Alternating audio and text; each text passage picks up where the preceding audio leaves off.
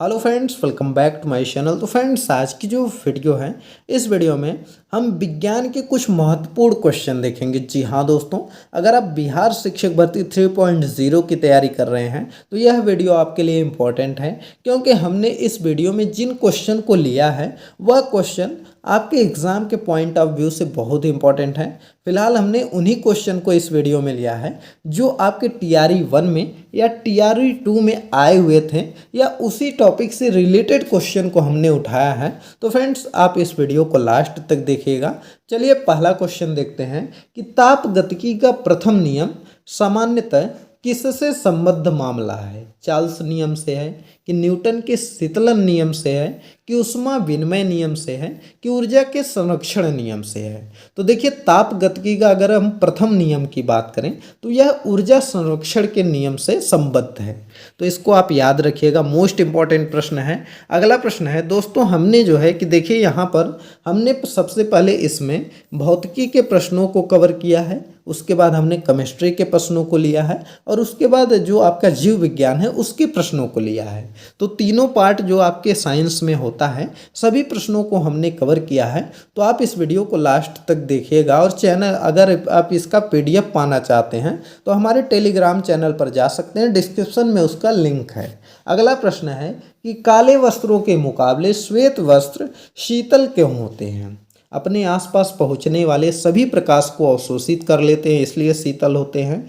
कि उनके पास जो प्रकाश पहुंचता है उसे परावर्तित कर देते हैं, इसलिए शीतल होते हैं। कि प्रकाश भेदन नहीं होने देते, इसलिए शीतल होते हैं। कि सूर्य के प्रकाश को पूर्णतया शीतल कर देते हैं। तो देखिए, जो सफ़ेद वस्त्र आपके होते हैं वह इसलिए शीतल होते हैं क्योंकि उनके पास जो भी प्रकाश पहुंचता है उसे वे परावर्तित कर देते हैं। तो ऑप्शन नंबर बी आपका सही हो जाएगा। अगला प्रश्न चलिए देख लेते हैं। अगला प्रश्न आपका है कि पृथ्वी निम्नलिखित में से क्या है? ऊष्मा की अच्छी परावर्तक है, कि ऊष्मा की गैर अवशोषक है, कि ऊष्मा की अच्छी अवशोषक और अच्छी विकिरण है, कि ऊष्मा की खराब अवशोषक और खराब विकिरण है? तो देखिए, अगर हम पृथ्वी के बारे में बात करें तो यह ऊष्मा की खराब अवशोषक भी है और खराब विकिरक भी है। तो इसको डी वाला ऑप्शन आपका सही हो जाएगा। अगला प्रश्न आपका दिया गया है कि कृष्णिका विकिरण उच्चतम अवस्था तक पहुँचने पर तरंग दैर्घ्य कैसा होता है? तो देखिए, जब कृष्णिका विकिरण होता है तापमान बढ़ने पर बढ़ जाता है, कि तापमान बढ़ने पर घट जाता है, कि सभी तापमानों पर एक समान रहता है, कि तापमान परिवर्तन होने पर किसी निश्चित ढांचे पर चलता है? तो देखिए, जो कृष्णिका विकिरण है यह जो है यह बी वाला ऑप्शन आपका सही होगा, क्योंकि तापमान बढ़ने पर यह घट जाता है। तो ऑप्शन बी सही हो जाएगा। अगला आपका प्रश्न है कि दो निकायों के बीच ऊष्मा के प्रवाह की दिशा किस पर निर्भर करती है? उनकी विशिष्ट ऊष्मा पर, उनकी गुप्त ऊष्मा पर, उनके आसपास के तापमान पर, कि ऊष्मा की उनकी अपनी मात्रा पर? तो देखिए, इसमें जो सही आंसर आपका हो जाएगा वह ऑप्शन नंबर सी हो जाएगा, कि उनके अपने आप तापमान पर निर्भर करता है। तो इसको याद रखेंगे। अगला प्रश्न है कि प्लांक नियतांक की इकाई क्या है? तो प्लांक नियतांक की इकाई क्या होती है, आप लोग जल्दी कमेंट करके बताइए। तो वह होती है आपका जेएस। जी हाँ दोस्तों, इसको क्या हम लोग बोलते हैं? आप लोग जल्दी से जो है कि कमेंट करिए। इसको बोलते हैं जेएस को क्या बोलते हैं? जूल सेकंड बोलते हैं। तो इसको याद रखेंगे।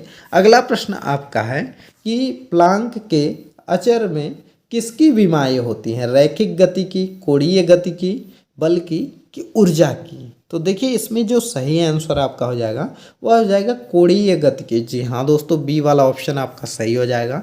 अगला प्रश्न है कि एक श्वेत तथा चिकनी सतह कैसी होती है? अगर कोई श्वेत सतह है और चिकनी सतह है तो वह कैसी होती है? ताप की अच्छी अवशोषक तथा अच्छी परावर्तक होती है, ताप की खराब अवशोषक तथा अच्छी परावर्तक होती है, ताप की अच्छी अवशोषक तथा खराब परावर्तक होती है, ताप की खराब अवशोषक तथा खराब परावर्तक होती है?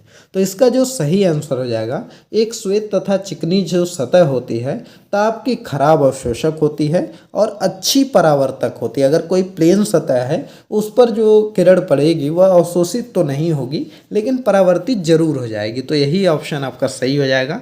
अगला प्रश्न है कि अपक्रिया ऊष्मा निर्भर करती है अपक्रिया के ताप पर, उस पद पर जिसमें अंतिम उत्पाद प्राप्त किए जाते हैं अभिकारकों और उत्पादकों की भौतिक स्थिति पर, चाहे अब क्रिया स्थिर दाब पर रहे या की गई हो या स्थिर आयतन पर। तो इसका जो सही आंसर है वह ऑप्शन नंबर बी हो जाएगा। अब क्रिया ऊष्मा निर्भर नहीं करेगी कि उस पद पर जिसमें अंतिम उत्पाद प्राप्त किया गया हो उस पर निर्भर नहीं करती है।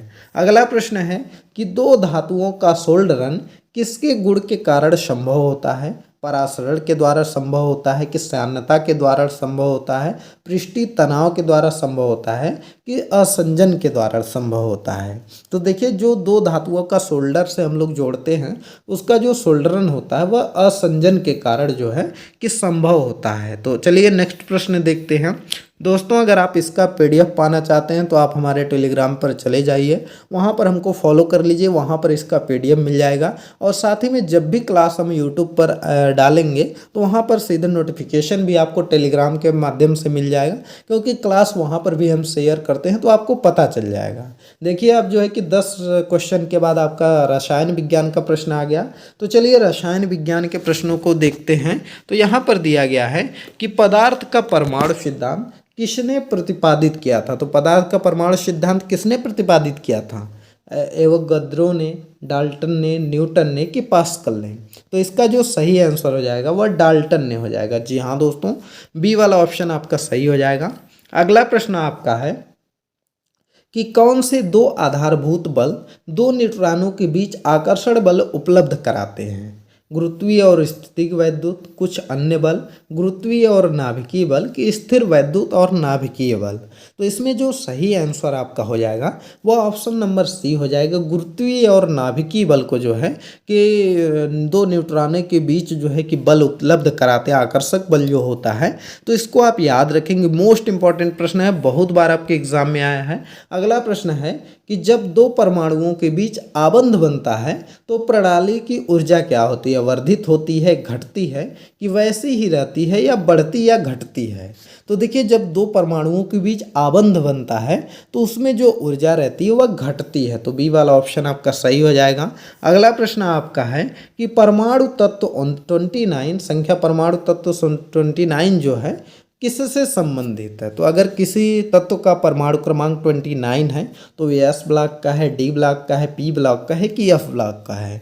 तो यह जो आपका हो जाएगा वह हो जाएगा डी ब्लॉक का। जी हाँ दोस्तों, ऑप्शन नंबर बी आपका सही हो जाएगा, डी ब्लॉक का तत्व है। अगला प्रश्न देखते हैं। अगला प्रश्न है कैथोड किरण कैसी होती हैं? अल्फा कणों की स्ट्रीम होती हैं कि विद्युत चुम्बकीय तरंग होती हैं, इलेक्ट्रॉन की स्ट्रीम होती है कि विकिरण होती हैं? तो देखिए जो कैथोड किरण होती हैं वह आपका इलेक्ट्रॉन की स्ट्रीम होती है। जी हाँ दोस्तों, इलेक्ट्रॉन की स्ट्रीम होती हैं। अगला प्रश्न देखते हैं। अगला प्रश्न है कि निम्न में से कौन सा तत्व सर्वाधिक विद्युत ऋणात्मक होता है? तो सर्वाधिक विद्युत ऋणात्मक कौन सा तत्व होता है?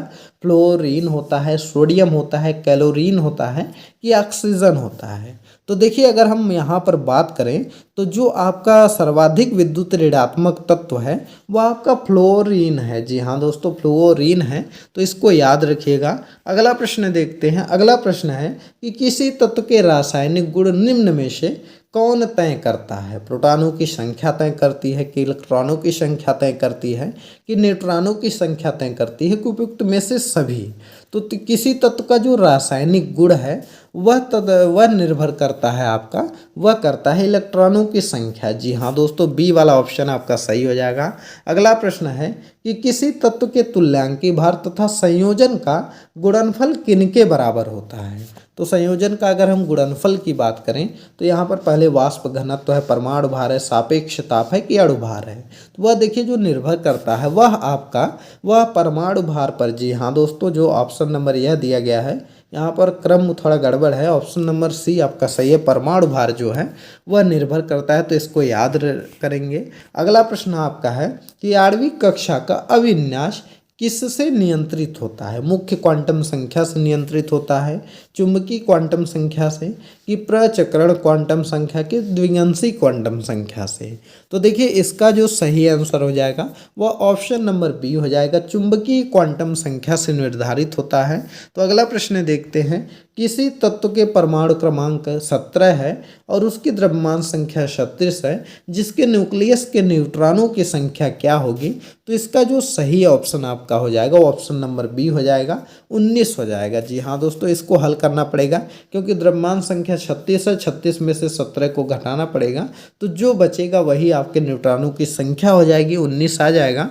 तो चलिए अगला प्रश्न देख लेते हैं। देखिए यहाँ से जो है कि आपका जो जंतु विज्ञान वगैरह शुरू हो गया है, तो चलिए इसके प्रश्नों को देख लेते हैं। तो मानव शरीर में प्रचुर मात्रा में कौन सा तत्व विद्यमान रहता है? जी हाँ दोस्तों, चलिए बताइए कि मानव शरीर में प्रचुर मात्रा में कौन सा तत्व विद्यमान रहता है? कार्बन रहता है, आयरन, नाइट्रोजन कि ऑक्सीजन? तो इनमें जो सही आंसर है वह है ऑक्सीजन। जी हाँ दोस्तों, यह वाला ऑप्शन सही हो जाएगा। अगला प्रश्न आपका है कि जैव तंत्र में संख्या की दृष्टि से बहुआयत कौन सा तत्व पाया जाता है? हाइड्रोजन, ऑक्सीजन, कार्बन कि नाइट्रोजन? तो देखिए जैव तंत्र में अगर हम बात करें तो सबसे ज़्यादा ऑक्सीजन पाया जाता है। जी हाँ दोस्तों, ये बी वाला ऑप्शन आपका सही हो जाएगा। अगला प्रश्न आपका है कि खट्टे स्वाद के लिए कोशिकाएं जीवा के किस भाग में होती हैं? अगले, पिछले, पार्श्व कि मध्य? तो देखिए हमको जो जब कोई खट्टा चीज़ खाते हैं तो हमको जो महसूस होता है तो वह किस भाग से महसूस होता है? तो वह पिछले भाग से महसूस होता है, पार्श्व भाग जो है उससे महसूस होता है। चलिए अगला प्रश्न देखते हैं कि आहार में लवण का मुख्य उपयोग क्या है? जल में भोजन के कणों को विलेयता को बढ़ाना, भोजन के पाचन के लिए अपेक्षित हाइड्रोक्लोरिक एसिड लघु मात्रा में पैदा करना, पकाने की प्रक्रिया को सरल बनाना कि भोजन को स्वाद बनाना? तो इसका जो सही आंसर हो जाएगा वह ऑप्शन नंबर डी हो जाएगा कि भोजन को स्वाद बनाना। तो ऑप्शन नंबर डी सही है। अगला प्रश्न देखते हैं कि पशु प्रोटीन को प्रथम श्रेणी का प्रोटीन माना जाता है क्योंकि अनिवार्य अमीनो एसिड से भरपूर होता है, बाजार में सस्ता होता है इसलिए कि सुपाच्य होता है कि खाने में स्वादिष्ट होता है? तो देखिए अगर हम बात करें यहाँ पर जो आपका पशु प्रोटीन होता है, इसका सही जो आंसर हो जाएगा वो ऑप्शन नंबर ए हो जाएगा। अनिवार्य एमिनो एसिड से भरपूर होता है इसलिए प्रथम श्रेणी का प्रोटीन माना जाता है। अगला प्रश्न देखते हैं कि गहरे तले हुए खाद्य पदार्थ कैंसर जन्य होते हैं क्योंकि उनमें प्रचुरता में क्या होती है? तो देखिए इनमें वसा होती है कि हाइड्रोकार्बन होता है पकाने के तेल में कि निकोटीन होता है? तो देखिए अगर गहरे तले में हुए कोई पदार्थ हम खाते हैं तो उसमें वसा सबसे ज़्यादा होती है, इसलिए ये लोग कैंसर के जनक भी होते हैं, तो इसको याद रखिएगा। अगला प्रश्न है कि निम्नलिखित में से वह पदार्थ कौन सा है जो 14 वर्ष की आयु तक के बच्चों के विकास के लिए अत्यंत आवश्यक है? प्रोटीन है, वसा है, विटामिन है कि दूध है? तो इसमें से देखिए जो यहाँ पर जो सही आंसर है यह है ए, प्रोटीन। जी हाँ दोस्तों, प्रोटीन सबसे इम्पॉर्टेंट होता है बच्चों के लिए क्योंकि वह वृद्धि में सहायक होता है, अंगों के निर्माण में सहायता करता है, तो इसलिए ए वाला ऑप्शन सही हो जाएगा। अगला प्रश्न है कि एमिनो एसिड की आवश्यकता किसके संश्लेषण के लिए होती है? लिपिड की, प्रोटीन की, कार्बोहाइड्रेट की कि अल्केलाइड की?